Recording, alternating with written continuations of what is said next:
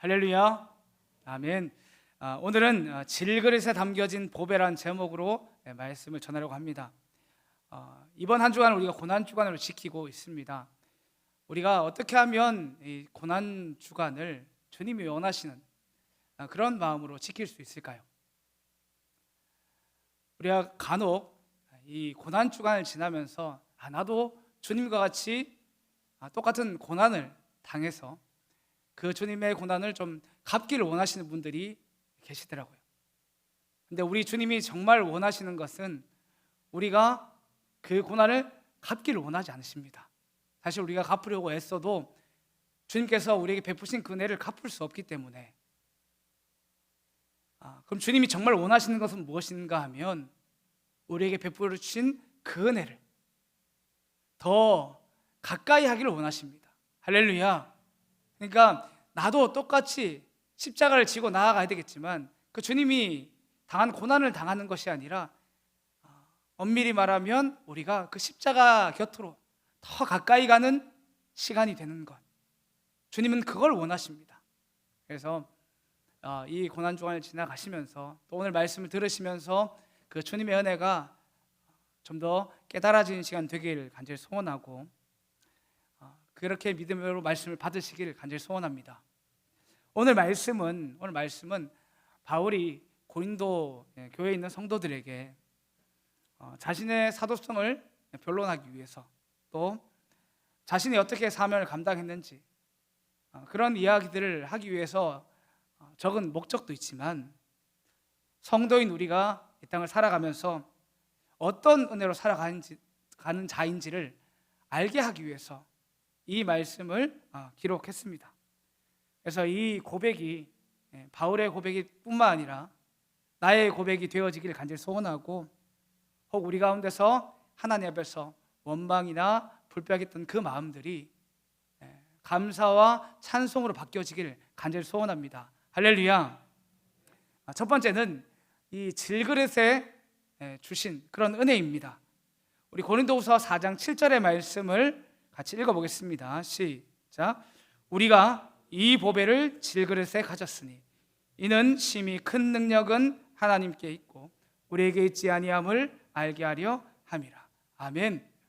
바울은 우리가 이 보배를 질그릇에 가졌다고 고백합니다.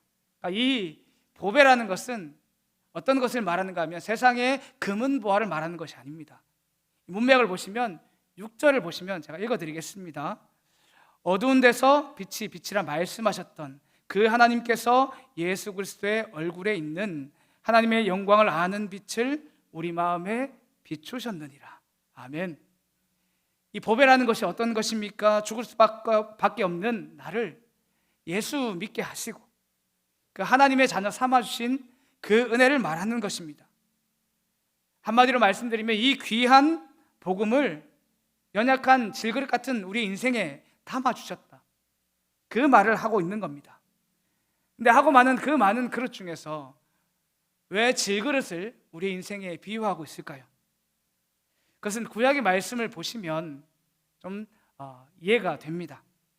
레위기 11장 32절에서 33절이 있는데 한 목소리 한번 읽어보겠습니다. 시작. 이런 것 중 어떤 것의 주검이 나무 그릇에든지 의복에든지 가죽에든지 자루에든지 무엇에 쓰는 그릇에든지 떨어지면 부정하여지리니 물에 담그라 저녁까지 부정하다가 정할 것이며 그 중 어떤 것이 어느 질그릇에 떨어지면 그 속에 있는 것이 다 부정하여지나니 너는 그 그릇을 깨뜨리라. 제가 한 구절 더 읽어드리면 레위기 15장 12절인데 유출병이 있는 자가 만진 질그릇은 깨뜨리고 나무 그릇은 다 물로 씻을지니라. 이렇게 말씀합니다. 유대인들이 참 많은 그런 그릇들을 썼겠죠. 근데 그 중에 오늘 말씀에는 나무 그릇과 질그릇이 나옵니다. 나무 그릇은 나무로 만든 그릇이고 그리고 질그릇은 흙으로 만든 그런 그릇입니다. 오늘 말씀에서 이 두 그릇의 차이가 무엇입니까? 부정하게 되었을 때에 이 나무 그릇은 씻으면 되지만 흙으로 만든 이 질그릇은 깨어버리는 겁니다. 바울이 왜 우리의 인생을 질그릇에 비유했을까 생각해 보면, 우리는 하나님 앞에서 죄인된 인생이었기 때문에 결국 흙으로 돌아가야 되는 그런 인생이고, 또 이 질그릇처럼 깨어지기 쉬운 인생이기 때문에 그런 질그릇 같은 인생에 이 복음이라는 아주 귀한 보배를 담아주셨다는 것을 우리에게 알게 하려고 이렇게 질그릇에 보배를 담았다고 이렇게 말씀하고 있는 것입니다. 근데 우리가 이 말씀을 들으면서도, 저도 맨 처음에 이 말씀을 들을 때 마찬가지였지만 이 은혜가 얼마나 큰 것인지 잘 깨닫지 못했습니다. 왜 그랬을까를 제가 이제 깨닫고 나서 돌아보니까, 내가 받은 그 사랑이 세상에 없는 사랑이기 때문에 그러하더라고요. 제가 이제 제 개인적인 얘기를 해보자면, 저에게도 소중한 것이 있습니다. 소중한 것이 있는데, 이제 제가 아주 이제 어렸을 때 중3 정도 이제 교회를 나가기 시작했는데, 그 교회는 이제 이렇게 여기 있는 이 찬양팀처럼 이 찬양팀이 없었습니다. 그 당시에는 1900년대라 가지고 1990년도 초라 가지고 찬양팀이 없었습니다. 근데 제가 이제 중3 말에 이제 고등학교 딱 되니까 우리 교회도 한번 찬양팀을 만들어 보자 하고 드럼도 사고, 베이스 기타, 일렉 기타 이런 것들 샀습니다. 그래서 찬양팀을 꾸렸거든요. 그러니까 누군가 세워야 되는데 그 중에 이제 저를 집어가지고 베이스 기타를 치라고 했거든요. 막 웃음이 나시죠? 그래가지고 제가 맨 처음에 그 베이스 기타를 딱 잡고, 그때 지금 제가 찬양을 잘하고 하지만 그때는 내 인생에 가장 싫은 것 중에 하나가 음악이었습니다. 근데 뭐 교회 가서 또 하라니까 또 뭐 기타 하나 들으니까 또 있어 보이더라고요. 그래서 이제 치기 시작했는데 엄청 못 쳤습니다. 뭐 베이스 기타가 어떤 악기인지 다 잘은 모르시죠. 저음악기입니다. 저음악기. 그래가지고 피아노처럼 막 코드를 짚고 이렇게 하는 게 아니고 하나만 짚으면 됩니다. 근데 매번 틀렸습니다. 그래가지고 한마디에 한 번만 치면 되는데 그걸 못 쳐가지고 틀리니까 이제 인도하시는 분이 너무 답답해 하시면서 연습 좀 해오라고, 하여튼 뭐 그런 이야기들을 많이 들었습니다. 그러다가 이렇게 연습하다가 이제 어느 순간에 내가 찬양으로 하나님 섬기고 싶은 그런 마음들이 찾아와서 노래도 연습하고 이 베이스 기타도 연습을 좀 열심히 하게 됐습니다. 그리고 제가 한 20대 중반쯤에 큰 맘 먹고 열심히 아르바이트도 해가지고 베이스 기타를 한 대 샀거든요. 그 당시에 이제 제가 한 베이스 기타도 급이 좀 다릅니다. 다른데 한 200만 원짜리를 제가 이제 그때 샀습니다. 이제 이 일렉 기타가 이제 주로 이제 유명한 회사가 어디냐면 미국에 이제 펜더라는 회사가 있습니다. 그 회사 제품이 비싸기도 하고 소리도 좋고 그렇습니다. 그래서 제가 거기 있는 베이스 기타를 하나 살라고 열심히 해가지고 한 200만 원 정도 모아가지고 샀습니다. 그 당시에 제 이 베이스 기타가 정말 소중한 것이었습니다. 악기를 다 이제 취미로든 다뤄보신 분은 알겠지만 악기가 비싸면 비쌀수록 담는 케이스가 달라집니다. 아시죠? 제가 옛날에 교회에 있는 그 뭐 안 좋은 기타가 있습니다. 그거는 그 소프트 케이스라고 해가지고 솜 같은 거 있는 거 거기에 넣어가지고 그냥 보관을 했거든요. 200만 원짜리는 어디다 보관하는지 아십니까? 다 아시죠? 하드 케이스라고.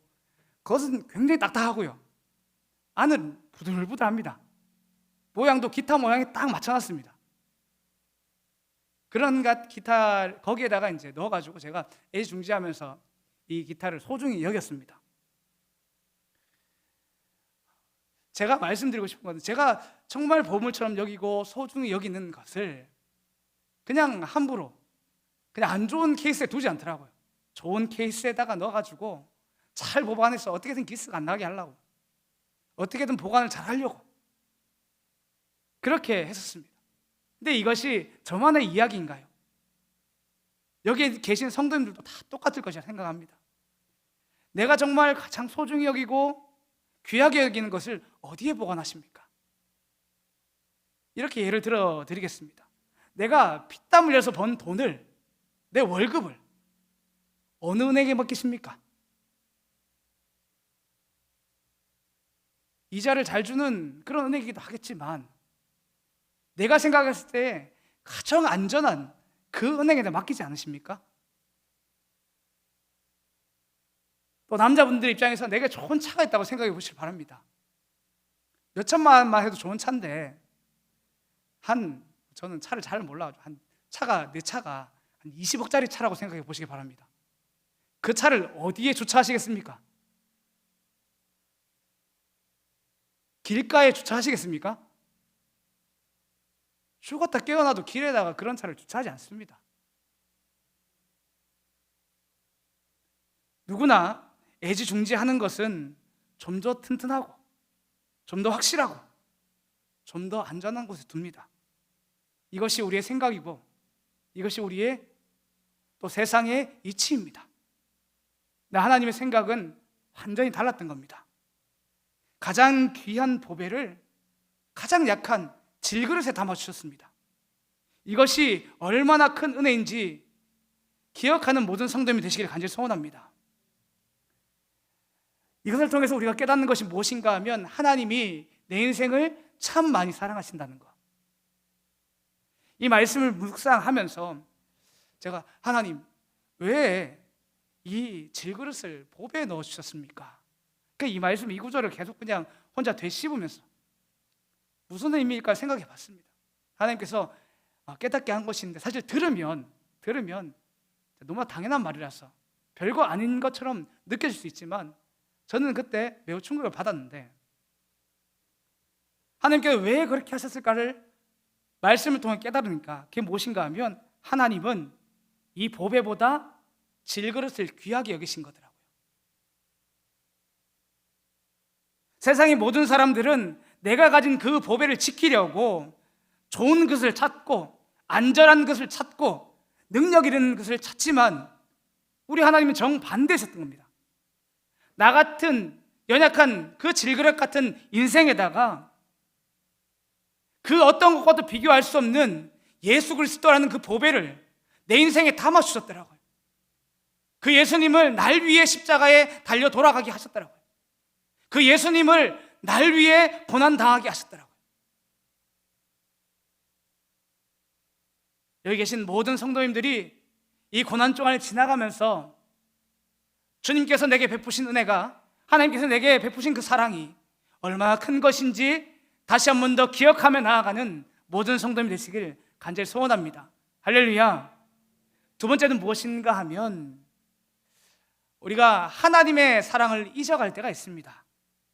하나님께서 내게 이렇게 귀한 사랑을 주셨는데 그 사랑을 늘 절감하며 살아가십니까? 목사님 저도 그렇지 못할 때가 너무나 많고 참 그렇습니다. 삶을 돌아보면 참 아무리 기도해도 해결되지 않는 내 삶의 가시와 같은 문제들이 있습니다. 그것들이 힘들게 할 때, 또 주위의 환경들이 나를 핍박하며 나를 힘들게 할 때,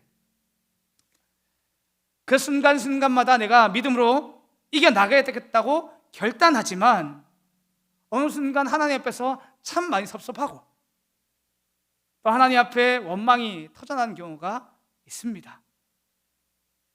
그리고 그런 마음들이 오래 내 안에 머물게 되면 하나님께서 나를 사랑하지 않는 것처럼 그렇게 느껴질 때가 있습니다.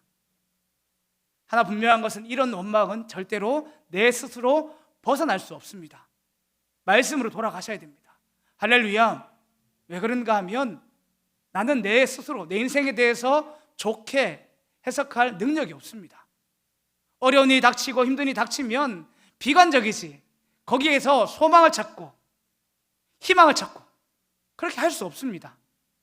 하나님께서 말씀 가운데서 그것이 아니라고 확실히 말씀을 주셔야지 내 마음이 그제서야 자유롭고 그제서야 이 모든 일들이 원망과 불평의 일이 아니라 감사의 일이라고 그제서야 깨닫게 되기 때문에 그러합니다. 그래서 이 말씀들이 우리에게 정말 위로와 소망이 되기를 간절히 소원합니다. 먼저 가시에 대해서 좀 말씀을 드리면, 하나님은 이 질그리스한 법에, 이 복음을 내 인생 가운데 넣어주시면서 하고 싶은 것이 계셨습니다. 그것이 무엇인가 하면 내가 살아가는 이 모든 것들이 하나님의 은혜인 줄 알게 하시는 것, 내 능력이 아니라 하나님의 능력으로 사는 것을 알게 하시려고 이 질그릇 같은 인생에 이 보배를 넣어주셨습니다. 내가 하나님의 자녀된 것, 내가 하나님의 자녀로서 자녀다운 삶을 사는 것, 그리고 주의 복음에 증인되는 것, 이 모든 것들이 내 능력이 아니라 하나님의 능력이고 주님의 은혜인 줄 알게 하시려고 그렇게 하신 것입니다. 7절의 말씀을 다시 한 번 더 읽어보겠습니다. 함께 읽겠습니다. 시작. 우리가 이 보배를 질그릇에 가졌으니 이는 심히 큰 능력은 하나님에 있고 우리에게 있지 아니함을 알게 하려 함이라. 아멘. 하나님은 우리가 하나님의 자녀로서 맡은 사명들을 감당할 때에 심히 큰 능력이 하나님께 있음을 알기를 원하십니다. 근데 우리가 참 교만하여서 그것을 잘 인정하지 못합니다. 그래서 우리에게 때로는 허락하시는 것이 가시라는 것입니다. 바울의 이야기를 좀 예를 들어드리면, 바울은 예수를 핍박하는 가운데서, 예수 믿는 사람들을 핍박하는 가운데서 주님을 만난 사람입니다. 하나님께서 바울을 만나주시고 귀하게 사정하셔서 그가 가는 곳곳마다 치유의 역사가 일어났고, 그가 복음을 전하다가 막혔을 때 옥의 문이 열리기도 하고, 또 그의 손수건이 닿는 손이 아니라 그냥 손수건에 닿았을 뿐인데 병이 낫는 이런 역사들이 일어납니다.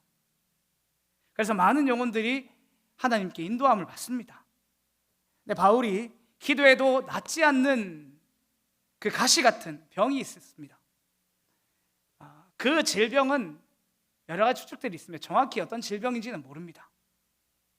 근데 하나 분명한 것은 바울이 기도해서 해결받고 싶을 만큼 심각한 질병이었습니다. 그런데 그것을 위해서 기도했는데 그 질병이 떠나가지 않았습니다. 고린도후서 12장 8절을 보시면 제가 읽어드리겠습니다. 이것이 내게서 떠나가게 하기 위하여 내가 3번 주께 간구하였더니. 바울이 3번이나 간구했단 말은 무슨 말이겠습니까? 이 문제가 바울에게 작지 않았다는 말입니다. 하나님 앞에 해결받고 싶었다는 말입니다. 그런데 하나님은 이 가시가 떠나게 하지 않으셨습니다. 전혀 다른 그런 응답을 주셨는데, 그것이 이제 고린도후서 12장 9절의 말씀입니다. 이 구절은 함께 읽어보겠습니다. 시작. 나에게 이르시기를 내 은혜가 내게 족하도다. 이는 내 능력이 약한 데서 온전하여짐이라 하신지라. 그러므로 도리어 크게 기뻐함으로 나의 여러 약한 것들에 대하여 자랑하리니 이는 그리스도의 능력이 내게 머물게 하려 함이라. 바울이 자신이 이렇게 능력 있는 사역을 하면서 하나님께서 남겨주신 이 가시를 통해서 깨달은 것이 무엇입니까? 그러니까 내가 지금 하나님 앞에서 좋은 그릇이라서 크게 쓰임받은 것이 아니라는 것을 너무나 잘 절감하고 있는 겁니다. 무슨 말씀인가 하면, 바울이 능력의 종이 되는 과정 가운데서 내가 처음에는 질그릇 같은 인생이었는데 내가 하나님 앞에서 열심히 신앙생활해서 나무 그릇이 되고, 더 나아가서 은그릇이 되고 금그릇이 되었기 때문에 하나님께서 내게 큰 능력을 주신 것이 아니라는 것을 깨달은 것입니다. 나는 여전히 질그릇이요, 그런데도 하나님은 그 큰 능력을 가지고 나를 사용하셨다는 걸 아주 확실히 깨달은 겁니다. 이것이 바로 바울에게 주신 가시의 의미입니다. 이 가시를 작은 것으로 여기지 않으시길 바랍니다. 바울이 자신에게 주어진 이 질병이라는 문제를 놓고 이 문제가 작지 않았을 거라 저는 생각을 합니다.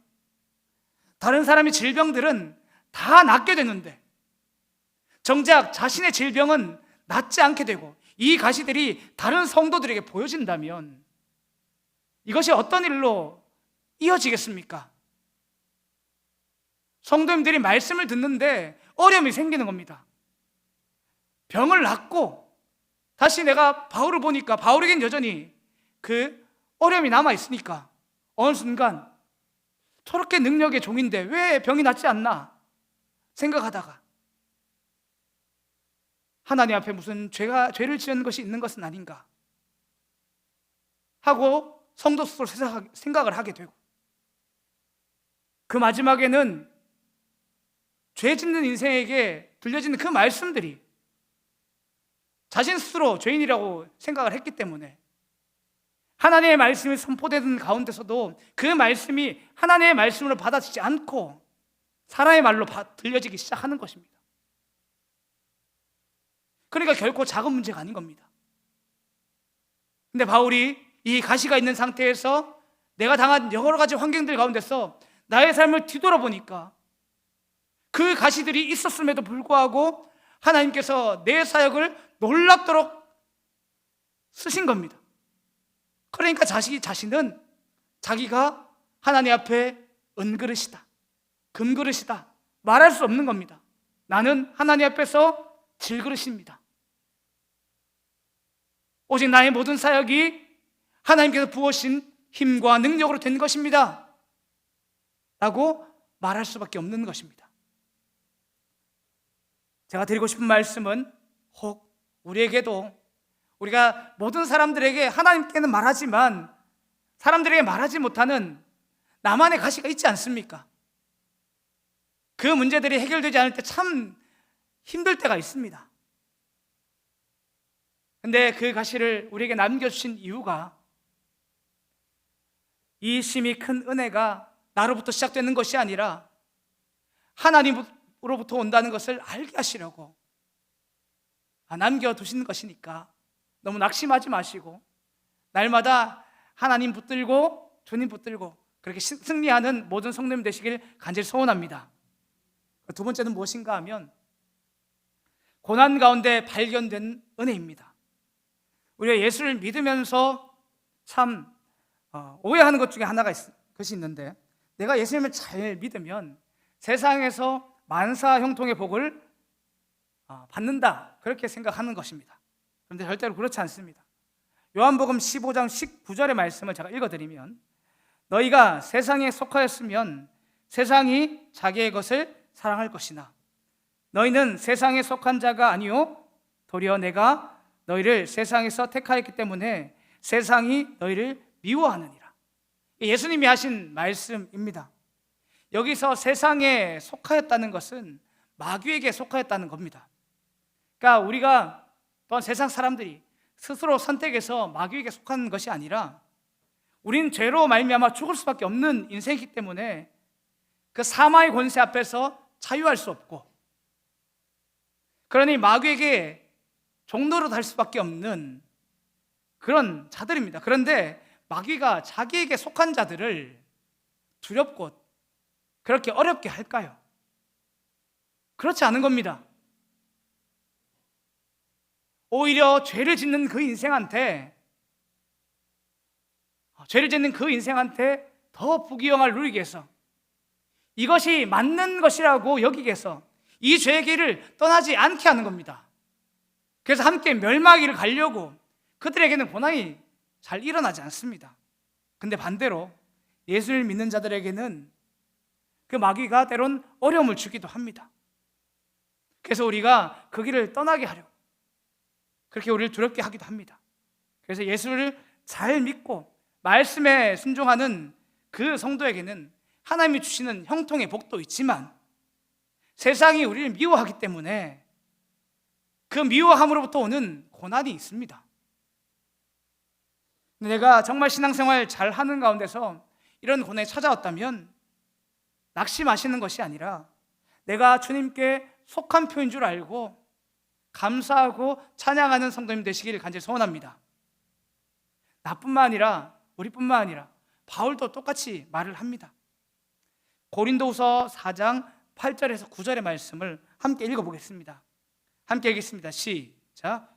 우리가 사방으로 우겨쌈을 당하여도 쌓이지 아니하며 답답한 일을 당하여도 낙심하지 아니하며 박해를 받아도 버림받지 아니하며 거꾸로 뜨림을 당하여도 망하지 아니하고 바울은 능력의 종이었습니다.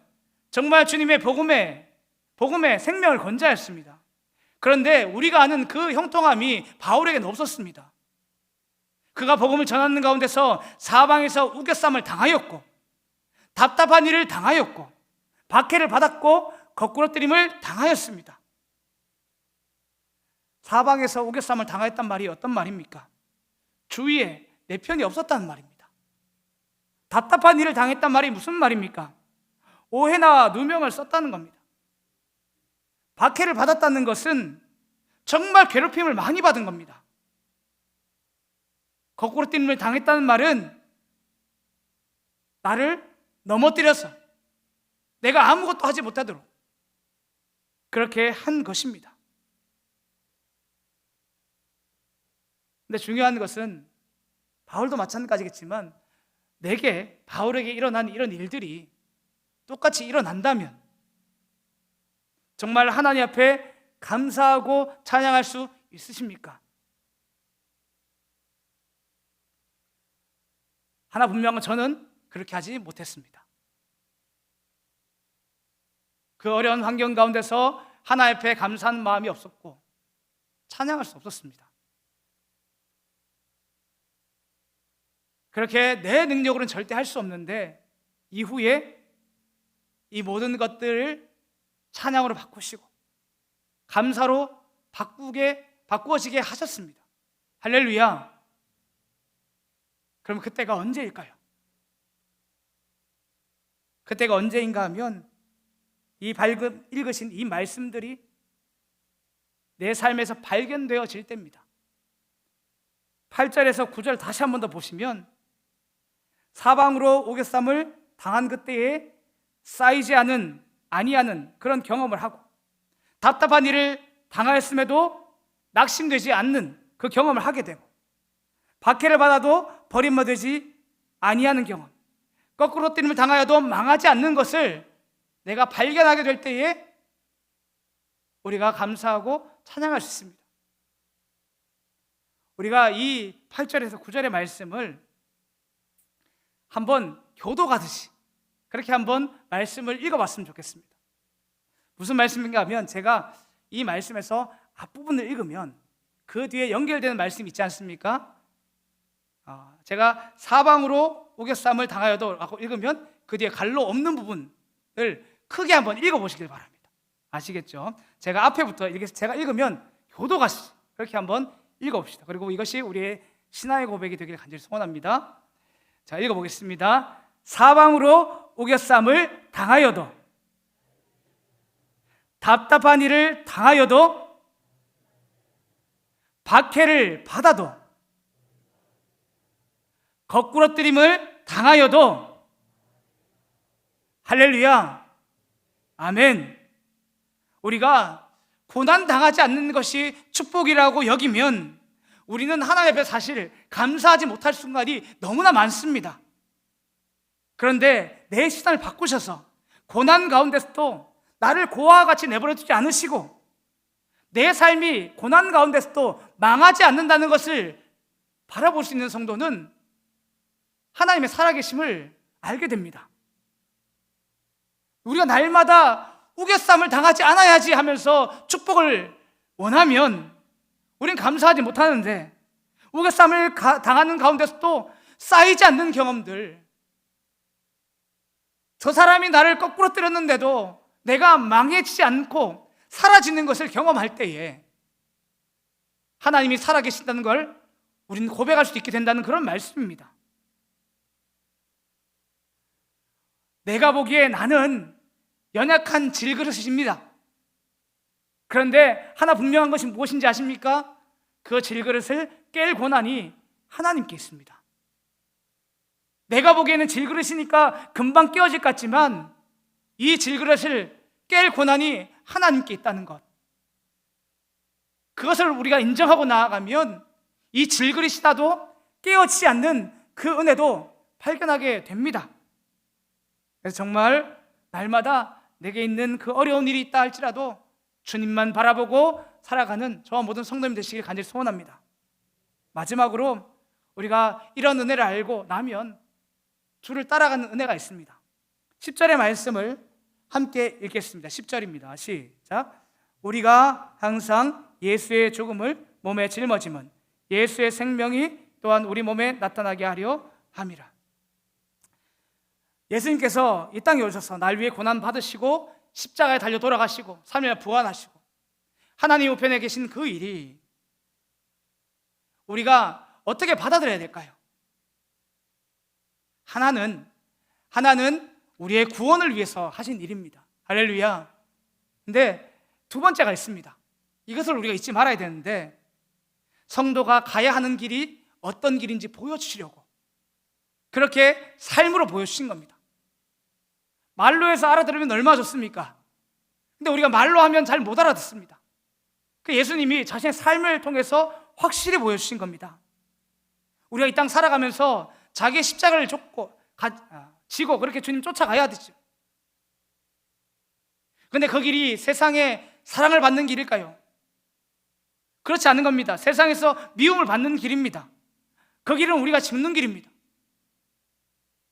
우리가 이 죽는 길을 어떻게 내 스스로 갈 수 있습니까? 그 길을 주님이 십자가를 치심으로 먼저 보여주신 겁니다. 그리고 그 길 끝이 죽는 길이 아니라 사는 길이란 걸 우리에게 보여주신 겁니다.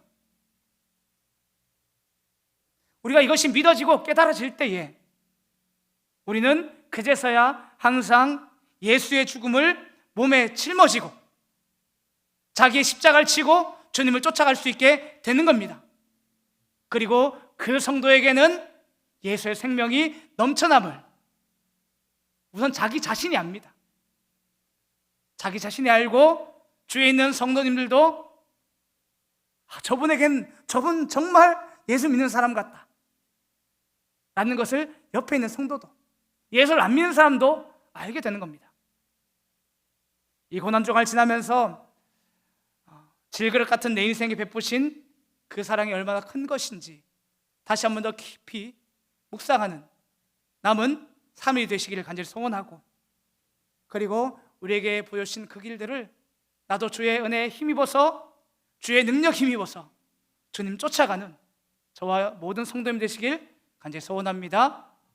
기도합니다.